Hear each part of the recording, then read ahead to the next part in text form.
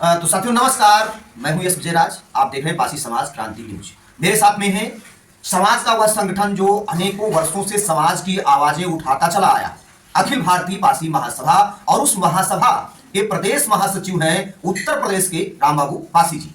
इस संगठन का नाम आप लोगों ने सोचा होगा और सुना होगा। यह संगठन बहुत ही पुराना संगठन है समाज को जागरूक करने का, और जिसकी प्रदेश की कमान महासचिव जो बनाए गए अखिल भारतीय से संगठन से रामबाबू पासी जी।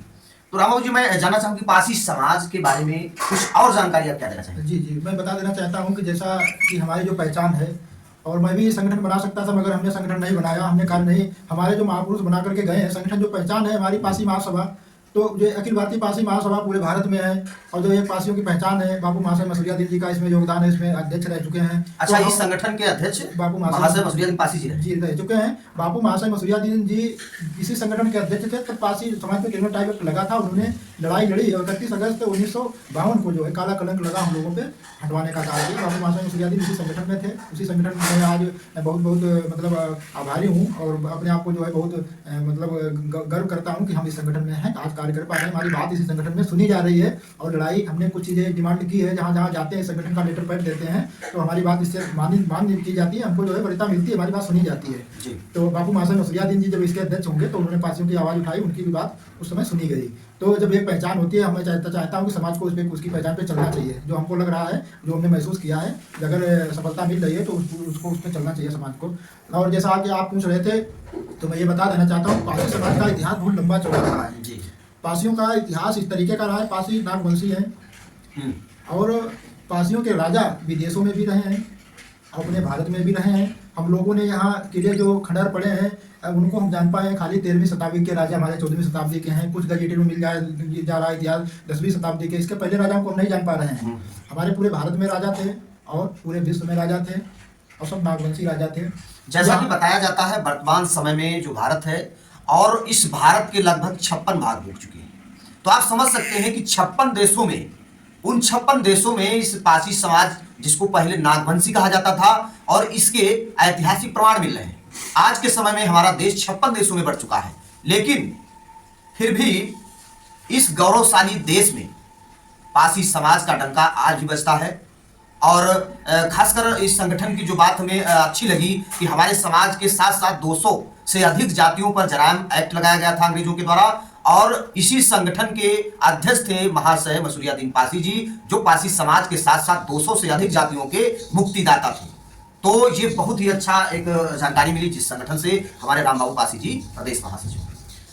और मैं ये बता देना चाहता हूँ कि जो पासियों का जो इतिहास रहा है, तो उसमें जब यहाँ कुशाणों का शासन हो गया, जब बौद्ध धर्म स्थापित हो गया, तो वो पासियों पर अत्याचार करने लगे क्योंकि पासी शासन करते थे। तो पासियों ने कसम खाई और उनको चीन नेपाल भूटान तक, महाराजा वीरसेन पासी हुए और उन्होंने चीन नेपाल भूटान तक उनको बुद्ध महायान को जो है खत्म किया और यहाँ पर जो है शिव को कंधे पर उठा करके गंगे से स्नान करवाई और शैव धर्म को मान करके शिव को कंधे पर उठा करके और गंगा से स्नान करवाई। भारशिव पासी कहलाए। भारशिव से पासी के बाद में भर कहलाए। भर के बाद में जो है दंडपासी कहलाए। दंडपासी के बाद में राजपासी और पासी कहलाए। और उन्हीं पासियों ने मुस्लिमों से युद्ध लड़ा 700 वर्षों तक, अंग्रेजों से लड़ा और आज भी जो है पासी है। पासी समाज की पूरे भारत में 305 उपजातियां हैं, 36 उपजातियां इसमें उत्तर प्रदेश में हैं। तो मैं ये कहना चाहता हूँ कि पासियों की जो पहचान थी वो अलग थी। पासी ना हिंदू में रहा है, किसी गजेटियर में साफ साफ लिखा है पासी हिंदू नहीं है, और गजेटियर में ये भी नहीं लिखा है कि बौद्ध धर्म को पासी ने स्वीकार। शैव धर्म को मानते थे। पासियों का अलग ही सिस्टम था, उनके सिक्के जारी होते थे, उनकी राजधानी होती थी, उनका राज चलता था और वो शिव को मानने वाले होते थे और वो शिव को मानते थे।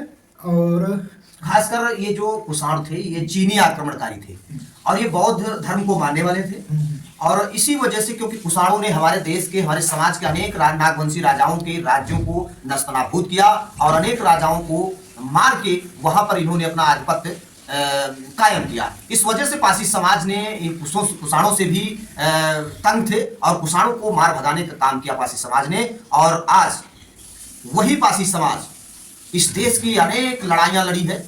चाहे आप महाबली वीरा पासी जी को ले लीजिए, जिनके ऊपर 50,000 का इनाम रखा गया था उस समय, और आज के समय में उसकी कीमत करोड़ों रुपए में होगी।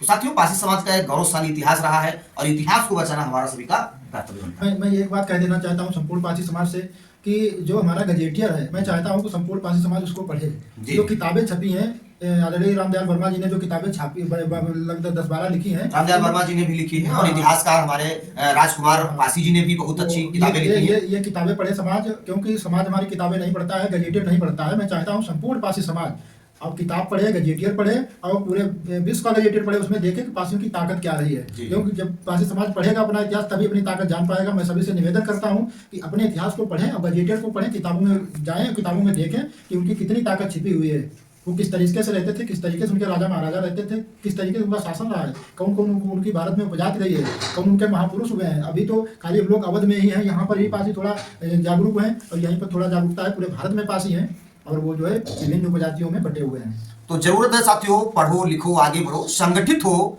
और इस देश पर शासन सत्ता के करीब आने की कोशिश जरूर करो। बहुत बहुत धन्यवाद। आप लोगों की प्रतिक्रिया क्या है, अपनी राय जरूर दें। धन्यवाद।